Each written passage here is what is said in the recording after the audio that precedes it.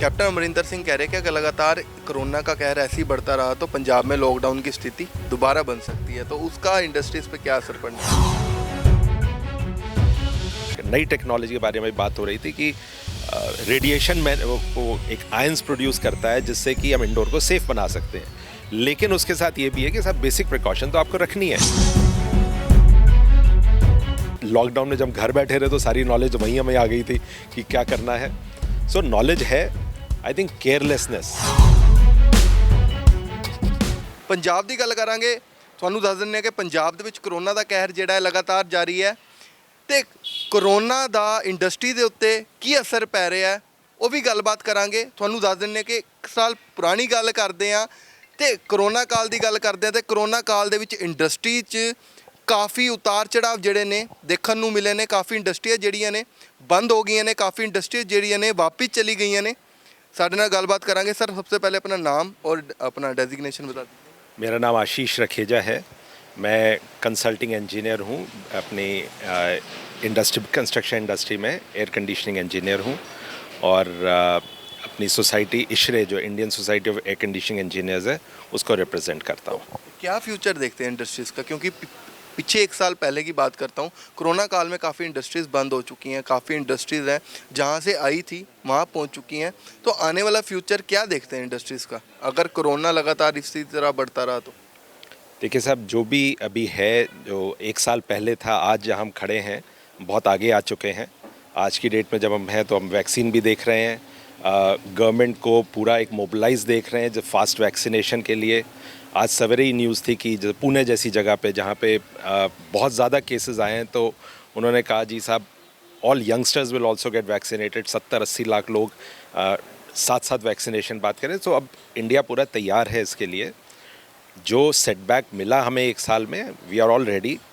जो भी एक एंटरप्रेन्योर होता है, इंडस्ट्रियलिस्ट होता है, ठीक है चैलेंजेस आते हैं, लेकिन वो एंटरप्रेन्योर तभी बनता है जब वो चैलेंजेस को ओवरकम करता है। मैं आज देख रहा हूँ हमारी कंस्ट्रक्शन इंडस्ट्री में there is a definite bounce back. Specially मैं कंस्ट्रक्शन की बात करूँगा, डेफिनेट बाउंस बैक है। गवर्नमेंट का स्पेंड है इंफ्रास्ट्रक्चर पे, जो कि नए railway station modernization, airports, highways, buildings, इतना सारा काम हो रहा है। अगर आप पंजाब में ही देखें, जो लुधियाना देख लीजिए या चंडीगढ़ में भी देख लीजिए, जितनी बिल्डिंग्स की बातें अब हो रही हैं, और चाहे वो रेजिडेंशियल डिमांड हो या वो रिटेल की डिमांड हो या वो हॉस्पिटल हो या इवन हॉस्पिटैलिटी जिसके लिए सारा हिमाचल जाना जाता है, तो there is a big bounce back which is happening there. So things will get better. ऐसा नहीं है कि ऐसा ही रहने जा रहा है, और एंटरप्रेन्योर जो हम लोग हैं सब, I think we'll get back. आपने पंजाब की बात करी है तो पंजाब के सीएम कैप्टन अमरिंदर सिंह कह रहे हैं कि अगर लगातार कोरोना का कहर ऐसे ही बढ़ता रहा तो पंजाब में लॉकडाउन की स्थिति दोबारा बन सकती है, तो उसका इंडस्ट्रीज़ पे क्या असर पड़ने वाला है? आई थिंक आप अगर उनका ध्यान से देखें, वो ये कह रहे हैं कि अगर हम सब ध्यान नहीं रखेंगे, अगर हम अपनी जो केयरलेस हो जाएंगे तो ये सिचुएशन लॉकडाउन की तरफ जा सकती है। इसको प्रिवेंट करने के लिए बहुत सिंपल स्टेप्स हैं। बोला गया मास्क, जैसे आज भी इंटरव्यू हम बाहर ओपन में कर रहे हैं, हम अंदर नहीं कर रहे।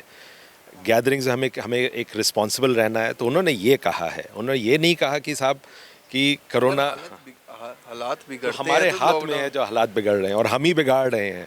गवर्नमेंट इसमें क्या कर सकती है, तो हमें देखना है। तो हमें वो कॉशियस कर रहे हैं, हमें समझा रहे हैं, और वैक्सीन है। आज हमें पता है कैसे कोरोना से डील किया जा सकता है, टेक्नोलॉजी अवेलेबल है। अभी हमारी जैसे एक अंदर सेमिनार चल रहा है जिसमें एक नई टेक्नोलॉजी के बारे में बात हो रही थी कि रेडिएशन में वो एक आयंस प्रोड्यूस करता है जिससे कि हम इंडोर को सेफ बना सकते हैं, लेकिन उसके साथ ये भी है कि सब बेसिक प्रिकॉशन तो आपको रखनी है। तो जितनी भी हमारे पास सॉल्यूशंस मौजूद हैं उनको इम्प्लीमेंट करें, और अगर हम बेसिक प्रिकॉशन रखें तो सब ठीक हो सकता है। आने वाले समय में इंडस्ट्रीज़ को कैसे देखते हैं, क्या क्या टेक्नोलॉजियाँ आ सकती हैं, क्या क्या टेक्नोलॉजीज लेके आ रहे हैं कि आने वाले समय में इंडस्ट्रीज़ ग्रो कर सकें? अगर आप सिर्फ कोरोना के उससे बात करेंगे तो आई थिंक ये प्रूव हो चुका है कि कोरोना का जो स्प्रेड होता है, मेन 2 तरीके हैं। या तो आप फिज़िकल टच करने से होता है चीज़ों को, मतलब आसपास हम ज़्यादा होते हैं, और जो ड्रॉपलेट्स हमारे मुंह से निकलती हैं उससे होता है। अब अगेन मास्क पहने, फिज़िकल डिस्टेंस रखें, साथ में हमारे पास टेक्नोलॉजीज़ लाइक एयर को क्लीन करने के लिए यूवी और उसको डील करनी। और भी कई टेक्नोलॉजीज़ हमारी एयर कंडीशनिंग इंडस्ट्री में अवेलेबल हैं, चाहे वो एयरबॉर्न हो, चाहे वो फिज़िकल टच के थ्रू हो, या वो क्लोज कॉन्टैक्ट। तो there are solutions available. Industries को कोई इससे नहीं होगा।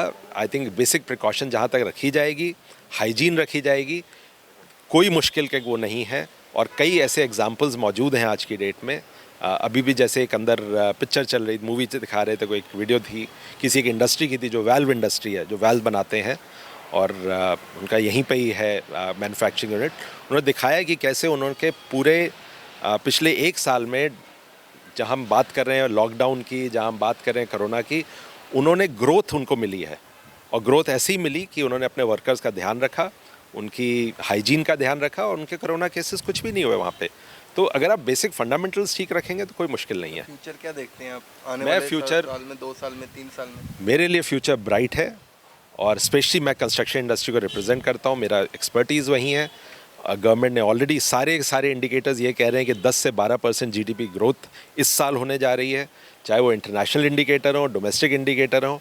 और India will remain shining, India will remain on top. मेरे हिसाब से future is bright, and as long as, जैसे कैप्टन साहब ने भी कहा, अगर हम अपना ध्यान रखेंगे तो कोरोना को हम पीछे धक्का दे सकते हैं, कोई मुश्किल नहीं है।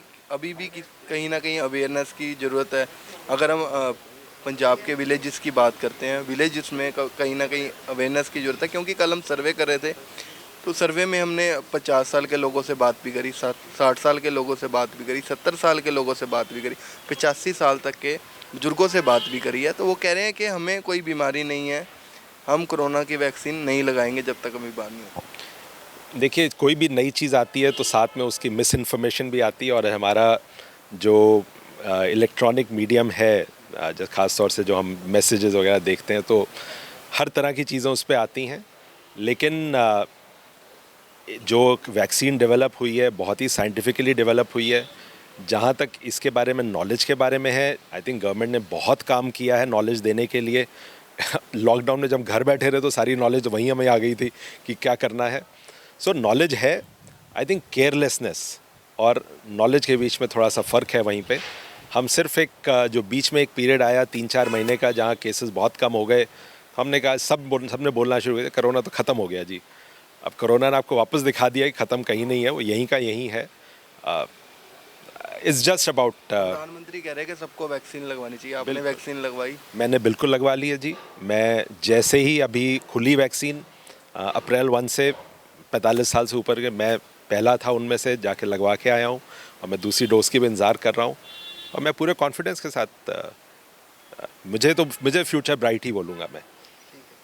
Thank you.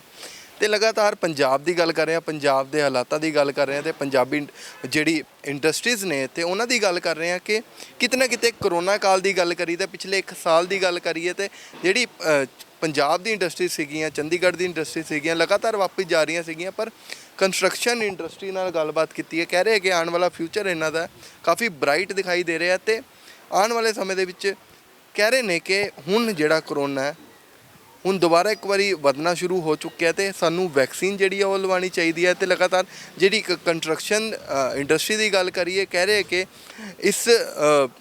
ਇਸ ਸਾਲ ਜਿਹੜੀ GDP ਹੈ 12 ਤੋਂ 15% ਅਪ ਜਾਣ ਵਾਲੀ ਹੈ, ਤੇ ਕਿਤੇ ਨਾ ਕਿਤੇ ਇੰਡਸਟਰੀ ਦੀ ਗੱਲ ਕਰੀਏ ਤਾਂ ਇੱਕ ਵਾਰੀ ਫੇਰ ਗਰੋ ਹੁੰਦੀਆਂ ਦਿਖਾਈ ਦੇ ਰਹੀਆਂ ਨੇ।